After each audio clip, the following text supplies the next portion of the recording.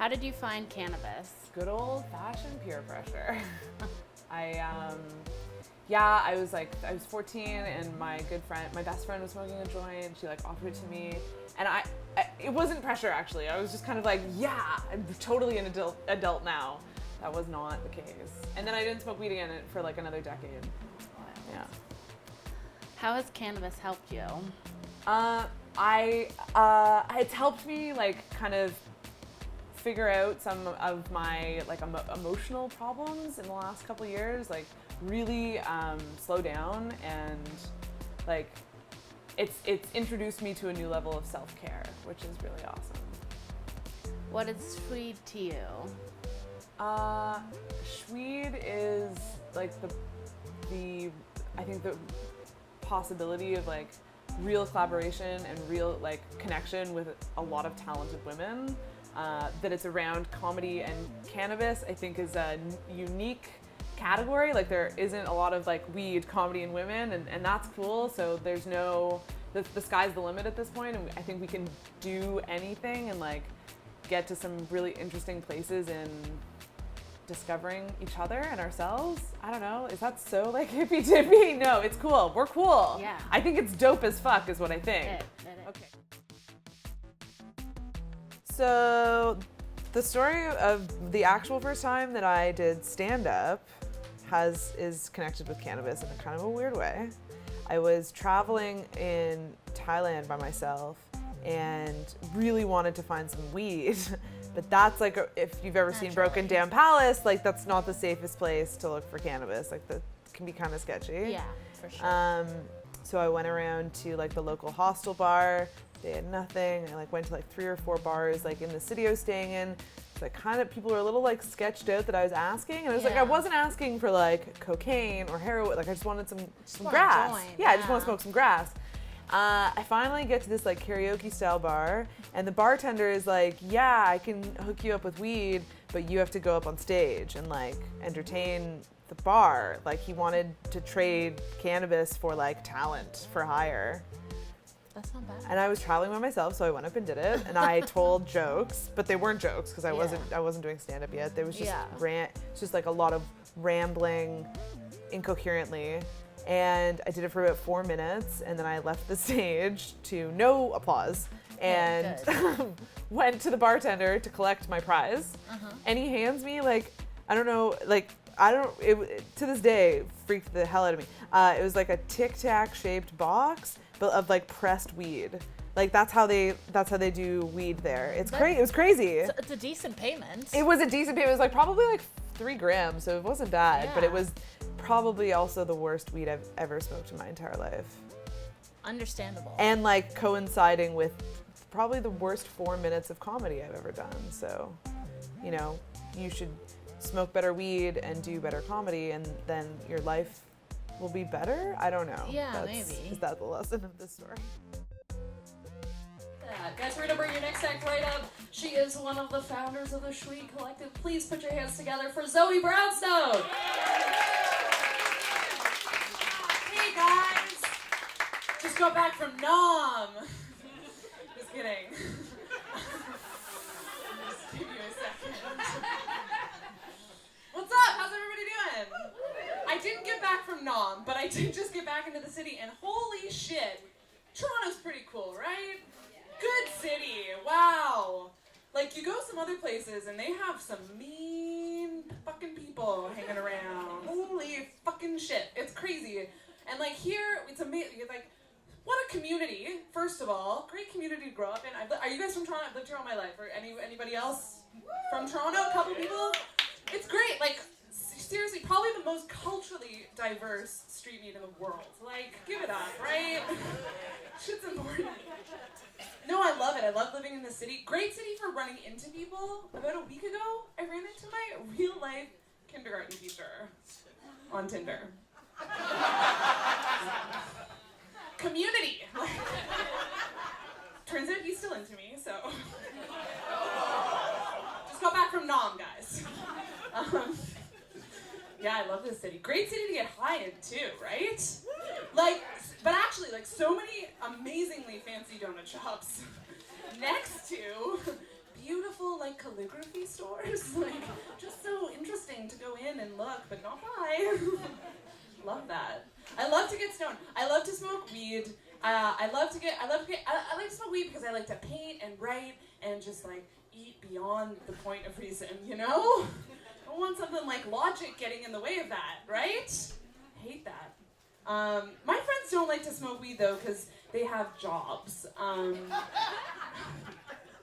They have careers. Sorry, I have a job. They have careers, so they don't smoke a lot of weed. I don't get that. Like they like to have a couple drinks. They like to get a little tipsy. I like to smoke a couple joints, get a little fucking paranoid, right? Right? Amp that up. You know? They're like, oh, we don't like to get paranoid. I'm like, fucking bring it on. Toronto's a safe city. Let's get the anxiety up at neck level.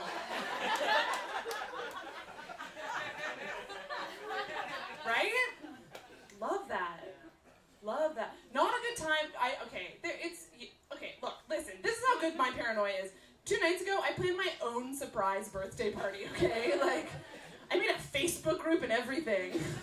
I don't know what it's called. And you're all invited, but don't tell me. That's crazy, right? I'm crazy. Okay, but it gets bad too. Like, I've gotten in a really bad habit of getting on the TTC stoned, and that's not fun. Especially those new, oh my god, those beautiful new streetcars by Bombardier. Right? Give them a round of applause. Like, they make planes, guys. And they've made our streetcars. And the lighting is so soft. Like, so beautiful. Even the dinging noise is like, pum. Like, it's so beautiful. It's so nice. You just, like, glide on. And you sit down in those double wide seats. Like, just fucking, it's amazing. They make it so easy to not pay. Like, glide on and sit down. And then they send the Gestapo on and ask for your fucking papers. Like, terrible place to be paranoid. Or Jewish. Yeah. I got pretty paranoid in my last relationship too. I was so convinced that my boyfriend was cheating on me. It was awful. He didn't smoke weed. And like when you're in a relationship where one of you smokes weed and one of you is a pussy, like that's a difficult like dynamic. And I was so sure of it. I was like, oh, you only have like 18 followers on Instagram. Like, you're for sure cheating on me. Like, this is fucking weird. I got so paranoid, and it almost ended the relationship. Thank God I found out that he actually was cheating on me. That was a relief. Right? I don't know. Because then I thought, I would have had to quit smoking weed, guys. And that would have been devastating. That's the punchline. You can laugh. It's fine. So he's dead now. I'm just kidding. Could you imagine? I have.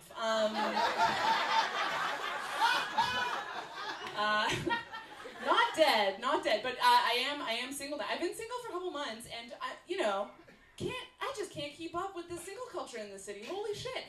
Where I come from 2 years ago, being a single person, it was dick pics. That was a hot ticket. But now, fuck that. Dick vids are where it's at.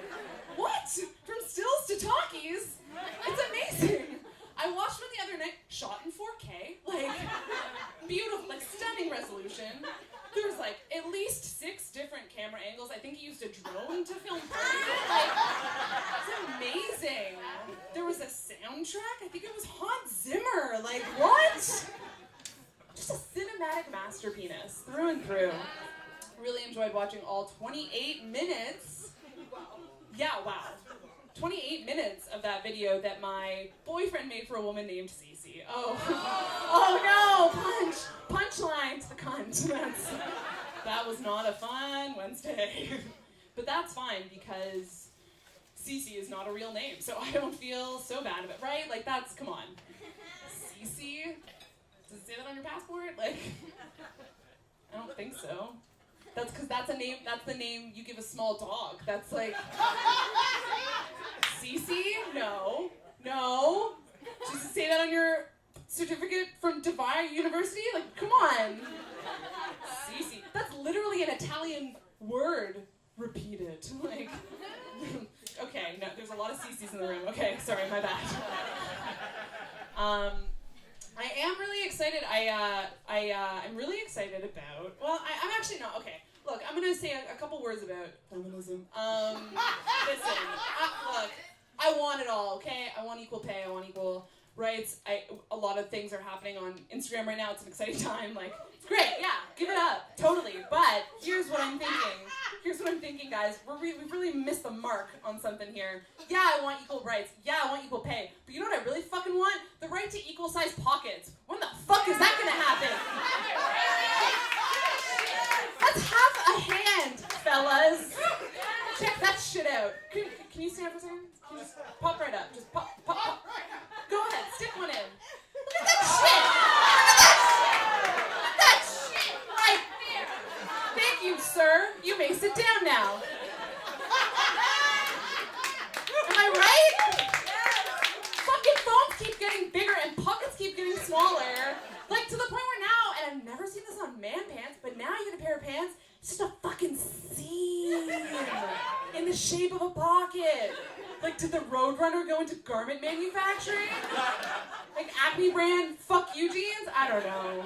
I think, okay, here's my theory on it. I think it's because women were born with a tiny pocket of our own, that we don't need pants pockets.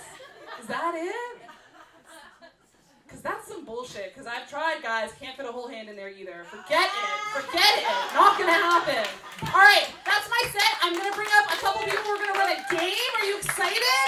All right, guys.